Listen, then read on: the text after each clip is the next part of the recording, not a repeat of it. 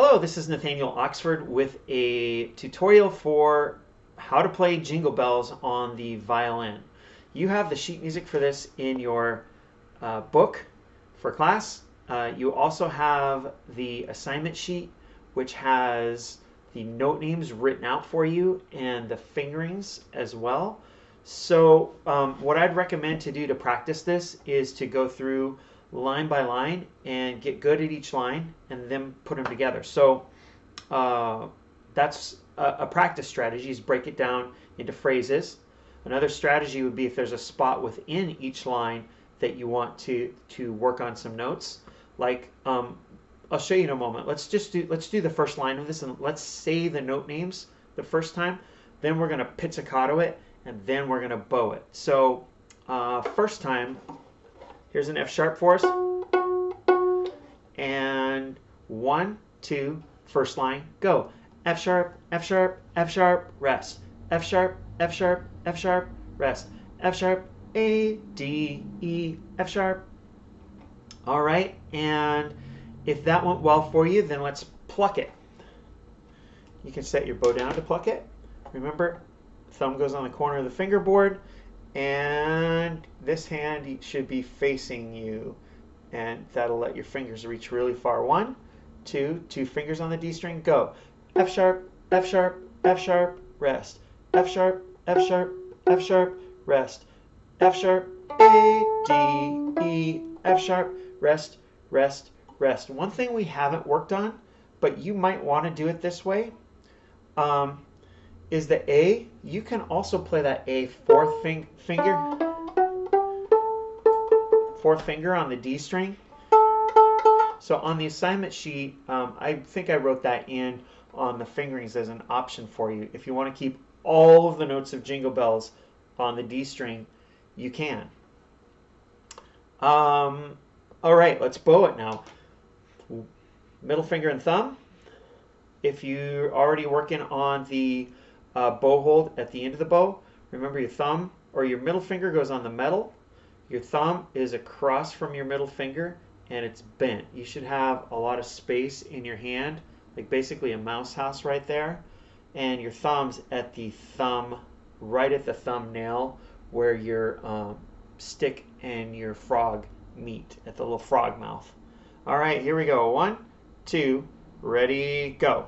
F sharp, rest. F sharp, F sharp, F sharp, rest. F sharp, A, D, E, F sharp, rest, rest, rest. Let's say I had a little trouble in there on that line when I was practicing it.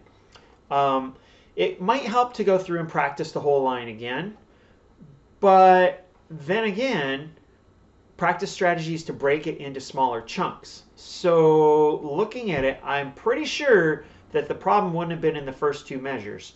F sharp, F sharp, F sharp. I think everybody has the F sharp, F sharp, F sharp part. That's really easy. So it's probably in the next 5 notes. F sharp, A, D, E, F sharp. So I could just practice those 5 notes. And also notice if I'm using open A, we just went over how you could use 4th finger A on the D string. And then you don't have to take your bow off the D string at all. It just stays on the D string. But we do want to eventually practice going between the D string and the A string too. So you're changing fingers and changing strings at the same time. So really, on that line, you could break it down into just those 5 notes and practice it out and get it. Another thing I notice about that lick, sometimes if you think about it for a minute, you'll find patterns in there. The last 3 notes of those 5 notes is just the first 3 notes of the D scale. So those are probably pretty easy. So the hard part is probably going from F sharp to A to D because it jumps all over the place. So I could practice those 3 notes. All right, so why don't you pause this? If that's a little challenging for you, pause this right now and practice F sharp, A, D, E, F sharp. And then we're going to do the whole first line again. All right, here's the first line. 1, let's say it the first time, pluck it, and then bow it. But in fact, let's just keep going in the whole song. Let's say the note names of the whole song. We just went over some practice strategies for the first line. The third line is exactly like the first line. And then the second line and the fourth line start the same, but they don't quite end the same. So here we go. 1, 2, say the note names, go. F sharp, F sharp, F sharp, rest. F sharp, F sharp, F sharp, rest. F sharp, A, D, E, F sharp, rest, rest, rest. G, G, G, G, G, F sharp, F sharp, F sharp, F sharp, E, E, F sharp, E, rest. A, rest, F sharp, F sharp, F sharp, rest. F sharp, F sharp, F sharp, rest. F sharp, A, D, E, F sharp, rest, rest, rest.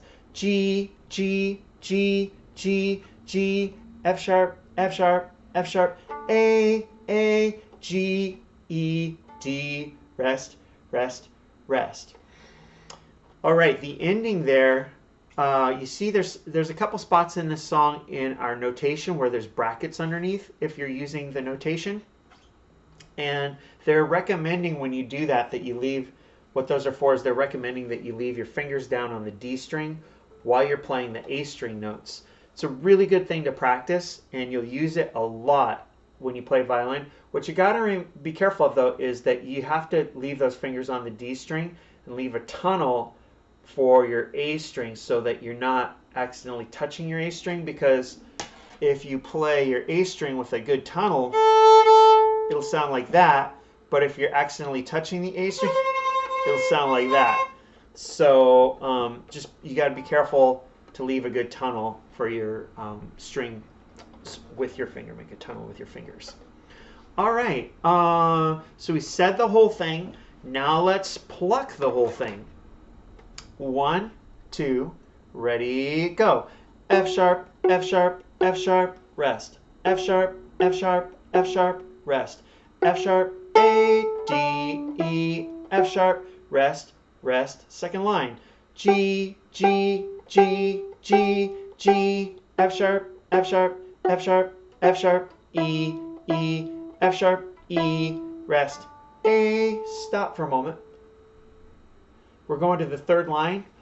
And one thing that we haven't done, if you want to, if saying F sharp is a lot of syllables for one note, you can shorten it and just take the F, cut out the SH, and add the ARP. So we're going to make a contraction. Instead of F sharp, it's going to be ARP. So you say FARP. Make sure it's a P, not a T. FARP. On the A string, when we play the C sharp, if you want to say carp, again, make a contraction, take out the SH, and leave the ARP. Carp, you can do that as well. I've met several people who do that now. I just learned it for the first time from students 5 years ago now. 5 years ago. All right, third line. I don't need my bow yet. Remember when you pluck, thumb goes on the corner of the fingerboard, and you pluck over the fingerboard, and you always bow in between your fingerboard and your bridge. Third line is the same as the first line. 1, 2, ready, go. Farp, farp, farp, rest. Farp, farp, farp, rest. Farp, A, D, E, farp, rest, rest, rest. Last line. G, G, G, G, G, F sharp, F sharp, F sharp, A, G, E, D. You might have noticed when I played my A's sometimes, they would sound louder than my fingered notes on my D. So sometimes when you're playing a phrase, using that fourth finger for the A, especially as you get better and better at the violin, and your fingers, your left-hand fingers, really get really agile, using that fourth finger A is going to make your music sound better, and all the notes will sound a lot more even, especially when you get up to the E notes, that E, open E string. We don't play a lot of open E's, we play a lot of fourth finger E's on the A string. So anyway, back to the fourth line of Jingle Bells here. If you want to play those A's at the end, fourth finger, you probably want to practice some pizzicato and get them in tune. Some people have trouble with their fourth finger, and some people it's just like another finger. So sometimes it has to do with your position of your elbow. It has to do with the angle of your violin and getting into a position where it's comfortable, because this finger it moves all with tendons and ligaments. There's a lot of tendons that go to work in these fingers here. So you got to have kind of the whole system that's connected working in order to make it work. So like right now, you can see my finger's straight except for that last knuckle. But ideally, we'd want all our fingers to look curvy. But my pinky, I have this little pop in my pinky where sometimes in certain positions, it doesn't quite do it. So if you find you have a little trouble with the fourth finger, play around with where the scroll's at. Make sure that your hand is facing you, and maybe even just do some things where you reach over with a curved pinky, reach over with a straight pinky, and touch the string, and just get that pinky really agile and working. Just a little side note. All right, let's go and bow the whole thing. We're going to bow the whole thing now. If you're using an early bow hold, you want just a little bit of weight in the tip, so it's approximately at the balance point, and your thumb and your middle finger are opposite of each other. Bow is going to be perpendicular to the string. If you're at the frog, your pinky's on top, middle finger's on the metal, thumb's across from the middle finger, and the thumb is bent. We'll have a nice big spacious mouse house there. And here we go. Oh, one last thing. If you're bowing, you'll notice that this sounds a little choppy. Let's just play the first line together. Let's just do the first line. 1, 2, ready, go. Rest. Rest.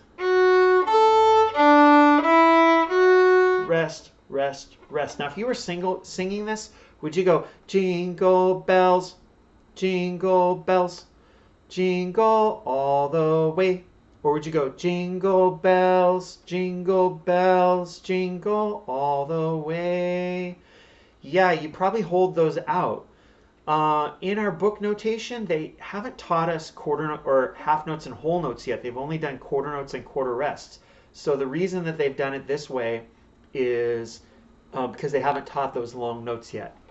So when you bow it, I recommend just bow through the long rests. Go ahead and just hold the bow out.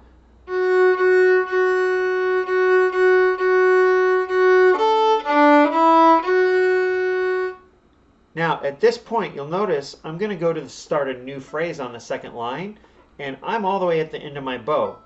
So when you get to the end of the first line, this is like way ahead on page 17, is when they introduce this, a bow lift, and you reset it so that you can do another down bow. So when you get to the end of the first line, we mark it with an apostrophe. And if you put an apostrophe at the end of your first line, it'll tell you, oh, lift your bow and reset it for a down bow at the second line. Then we need to do the same thing at the third line. So when you get to the end of the third line, put a little apostrophe, lift your bow, and reset it for a down bow. Okay, let's do all of this with the bow. 1, 2, ready, go. Hold your bow out.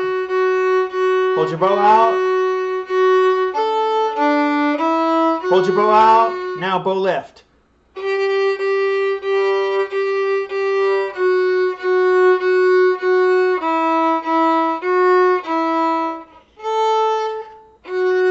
See, we didn't need to do a bow lift there.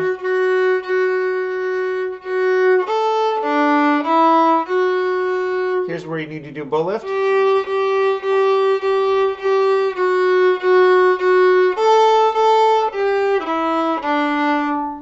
And that's the end. Now, third line, F sharps. I was busy talking while I was playing, and did you notice that I jumped ahead to the fourth note of the second line a little too fast? Let's do it one more time. I won't talk this time. except to say bow lift. 1, 2, ready, whole thing. 1, 2, ready, go.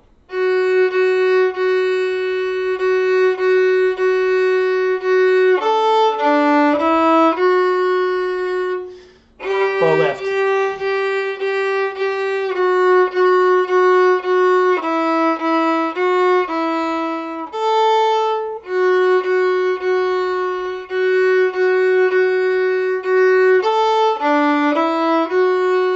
Bow lift.